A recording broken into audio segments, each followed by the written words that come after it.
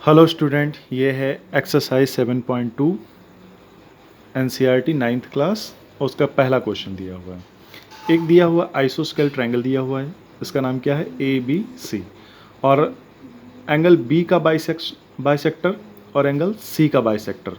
ये दोनों जब हम एंगल बी को और एंगल सी को बाइसेक्ट करते हैं तो इनसे जो ये लाइन निकलती है ओ बी और ओ सी, ये आपस में एक दूसरे को इंटरसेक्ट करती हैं। कहाँ पे? पॉइंट ओ को।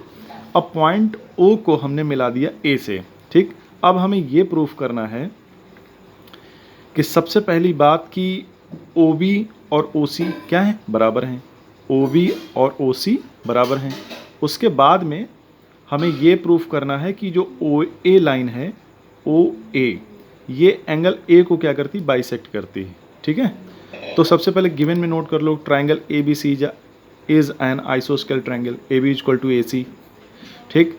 और A B equal to A C और angle B equal to C. ये तो पता ही होगा कि आइसोस्केल ट्रायंगल में ये जो साइड है ए बी और ए सी क्या है? इक्वल है। और इनके सामने वाला जो एंगल होता है एंगल बी और एंगल सी, ये भी क्या होते हैं? आपस में इक्वल होते हैं, ठीक। उसके बाद में आ जाते हैं टू प्रूव। टू प्रूव में हमें क्या प्रूव करना है? ये देखो बेटा, ठीक।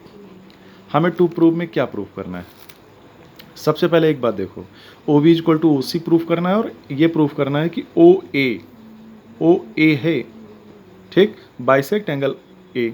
अब क्या करना? Since B equal to C, angle B जो है एंगल सी के बराबर है, तो अगर हम दोनों का हाफ हाफ करेंगे, एंगल बी का हाफ और एंगल सी का हाफ, ठीक, तो क्या आएगा? जैसे हमने लिखा यहाँ पे, अगर बी का हाफ करेंगे तो 1 2 ये दोनों एंगल बराबर हो जाएंगे, सी का हाफ करेंगे तो 3 और 4 ये बराबर हो जाएंगे। तो यही हमने लिखा कि एंगल 2 किसके बराबर हो जाएगा? एंगल 4 के बराबर हो जाएगा। और एंगल 1 किसके बराबर होगा? एंगल 3 के बराबर होगा। ऐसा हम लिख सकते हैं, ठीक है। अब यहाँ पे एक चीज़ और देखो बेटा, कि अगर एंगल 2 एंगल 4 के बराबर है, ठीक, एंगल 2 एंगल 4 के बराबर है, तो देखा जाए ओ बी सी ये भी तो एक तरह का आइसोस्केल ट्रायंगल हो गया भाई। इक्वल एंगल हैं तो उनके अपोजिट जो साइड होती है वो भी इक्वल होती है। अगर 4 और 2 इक्वल है तो 4 के सामने साइड क्या है? ओ बी, और 2 के सामने साइड क्या है? ओ सी। ये भी क्या होगा? बराबर होगा। तो यही हमने लिख दिया यहाँ पे कि 2 इक्वल टू 4 लिखा है, तो एंगल 2 के सामने हमने क्या लिख दिया? ओ सी, और 4 के सामने हमने लिख दिया ओ बी। क्यों? रीजन ये थ्योरम होती है कि side opposite to equal angle are equal. जो इक्वल एंगल के अपोजिट साइड्स होती हैं वो क्या होती हैं? इक्वल होती हैं। अब हम क्या करेंगे? ट्रायंगल ले लेंगे, ये वाला। कौन सा? ये ट्रायंगल, हाँ, ए बी ओ और ए ओ सी, ठीक। अब यहाँ पे देखो भाई, ये साइड इस साइड के इक्वल दी है, ये एंगल इक्वल है, और ये भी साइड हमने क्या की? अभी इक्वल की है, ठीक है ना। तो साइड एंगल साइड, ठीक। तो ये वाला ट्रायंगल भी क्या हो जाएगा? आपस में कॉन्ग्रुएंट हो जाएगा। और जब कॉन्ग्रुएंट हो जाएगा, ठीक, तो हमें इससे क्या मिलेगा? हमें इससे मिलेगा कि ये वाला एंगल 3 4 रख लिया, अब इसका नाम रख दो 5 और 6, तो एंगल 5 और 6 भी क्या हो जाएंगे? बराबर हो जाएंगे, ठीक है। तो जहाँ पे हमने लिखा है, देखो क्या लिखा है?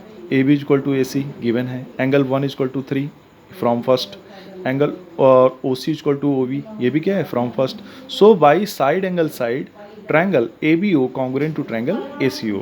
Then by C P C T से हमें क्या मिला?